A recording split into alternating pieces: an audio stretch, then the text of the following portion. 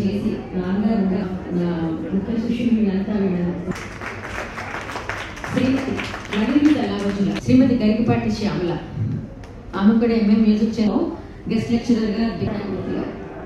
జై శ్రీరామ్. ఇది మనందరం కూడా ఎన్నో ఏళ్ల నుంచి ఎదురు చూస్తున్న ఒక ఘట్టం. అది మన కళ్ళ ముందుకు వచ్చిందంటే మనందరి కళలు పండుతున్నట్టే. ఆ రాముల వారి అంటే మనకి ఏదన్నా విషయం చెప్పాలంటే రామరాజ్యం అంటాం. రాముడిగా ఒక మంచి మాట మాట్లాడడం కానీ, జీవిత గమనానికి కానీ, దేనికన్నా మనకి రాముడే ఆదర్శం.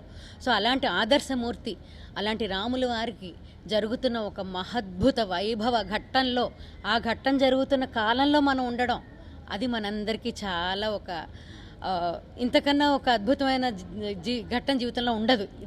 దిస్ ఇస్ ద అల్టిమేట్ అనమాట. ఈ రోజు గురించి అందరం ఎన్నో చిన్నప్పటి నుంచి ఎదురు చూస్తున్నాం. మేము చిన్నప్పుడు ఈ కరసేవకులు వెళ్ళి అక్కడ రోజు బాబరీ మసీద్ విషయంలో జరిగినప్పుడు అప్పుడు పడ్డ బాధకి ఇప్పుడు జరుగుతున్న వైభవానికి ఎంతో అందరి కలలు పండేవి. ఇలాంటి మహానుభావులు, ఇలాంటి స్వాములు, వాళ్ళందరూ నడిచిన భూమి మీద మనందరం ఉండడం, ఇది మనందరికీ కూడా ఎంతో శ్రేయోదాయకం, శుభపరిణామం. దేశానికి, ప్రపంచానికి అంతటికీ కూడా ఇది చాలా శుభపరిణామం. ఇది శారదా సుబ్రహ్మణ్యం గారు చెప్పినట్టు చాలా సుదినం. మన జీవిత కాలంలో ఇది జరగటం అన్నది మన అందరి అదృష్టం. ఇప్పుడే కంచి కామకోటి పీఠాధిపతి శ్రీ విజయేంద్ర సరస్వతి స్వామి అయోధ్య నుంచి మాట్లాడారు.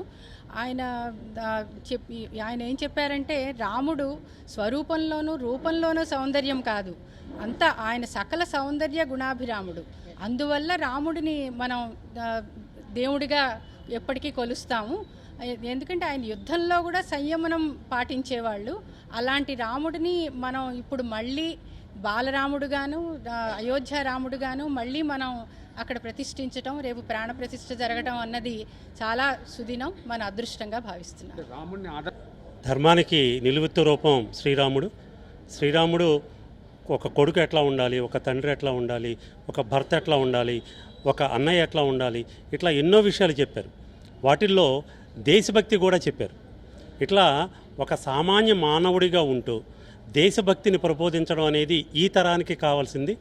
సంస్కార భారతి కళల మాధ్యమంగా సమాజానికి ఒక సందేశాత్మకమైన కార్యక్రమాలు జరుపుతుంది. సో ఈ సందర్భంలో మన కళల ద్వారా, సంగీతం కావచ్చు, నృత్యం కావచ్చు, ఈ కళల ద్వారా ఆ శ్రీరాముడికి ఈ మధురమైన ఘట్టంలో మనవంతుగా నీరాజనం సమర్పించుకుంటుంది సంస్కార భారతి. నేను యాక్చువల్గా సంస్కార భారతి ప్రెసిడెంట్ అండి.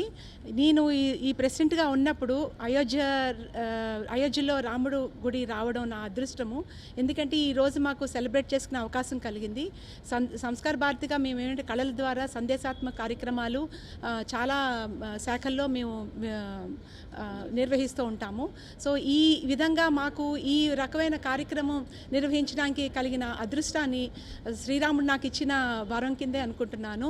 తర్వాత శ్రీరాముడు ఆయన చెప్పినట్టు మన పిల్లలు పెంచినప్పుడు రాముడు గుణాలు మనం ఉండాలన్నట్టు రాముడులా ఆదర్శంగా పెరగాలి అన్నట్టు మనం పిల్లల్ని పెంచుతాము. ఆ విధంగానే మనం ఇప్పుడు ఈ కాలంలో మనం ఈ గుడి ఒక మనకి మంచి సందేశం అండి. కారణం ఏంటంటే మనం రాజ్యాలు చాలా దారుణంగా తయారయ్యాయి. ఇప్పుడు రామరాజ్యంగా తయారవ్వాలి అంటే ఆయన ఆదర్శాన్ని తీసుకుని మనందరం మంచి నడవడికల్లో మంచి ఆదర్శాలతో ముందుకెళ్ళాలని ఉద్దేశంతో మనకి రాముడు ఇచ్చిన బహుశా వరమేమో ఇది. ఎందుకంటే మనందరం అందరం భాగస్వాములం. అది చాలా అదృష్టం అండి. ఎందుకంటే రాముడు మందిరంలో మన యొక్క పాత్ర ఉంది అనేటప్పటికీ ఆ ఇటుకలు అవ్వచ్చు, నేల అవ్వచ్చు, ఏదైనా సరే మనందరం మొత్తం దేశమంతటికి కలిగిన అదృష్టం ఇది. సో ఇలాంటి అదృష్టం మాకు కలిగినందుకు రాముడికి మేము చాలా కృతజ్ఞతలము. జై శ్రీరామ్. రామో విగ్రహం ధర్మ అన్నారు. రాముడు నిలిపి ధర్మానికి విగ్రహం. రామ పాలన ముందుకి అప్పటికి మా చిన్నప్పుడు మా సారగా చెప్పినట్టుగా కరసేవ వచ్చినప్పుడు ఇటుకలు వచ్చాయి. ఎల్ఎస్ కాలనీలో మేము ఉండడం అక్కడ రామాలయం. ఆ రామాలయం ఇటుకలకు పూజ చేసాం. ఆ పూజ చేయడం కారణం ఏంటంటే అవి ధర్మ ప్రతిష్టాపన జరగాలి. మా చిన్నప్పుడు ప్రతి గ్రామంలో రామాలయం ముందు నంది విగ్రహం ఉండేది. అవన్నీ కాలక్రమం కలిసిపోయాయి. మీరన్న ప్రశ్నకి సమాధానంగా ఇప్పుడు ఈ రాముడి విగ్రహ ప్రతిష్ఠ చేయడం వల్ల మళ్ళీ ధర్మ ప్రతిష్టాపన జరిగి ధర్మపాలన కలిగి అందరికీ సమమైనటువంటి న్యాయం ధర్మం జరిగి తీరాలి అన్నది అందరికి ఆకాంక్ష భారతీయులందరిది. సర్వమత సమానత్వం ఎన్ని మతాలు ఉన్నా అందరూ మనుషులు ఒక్కలే.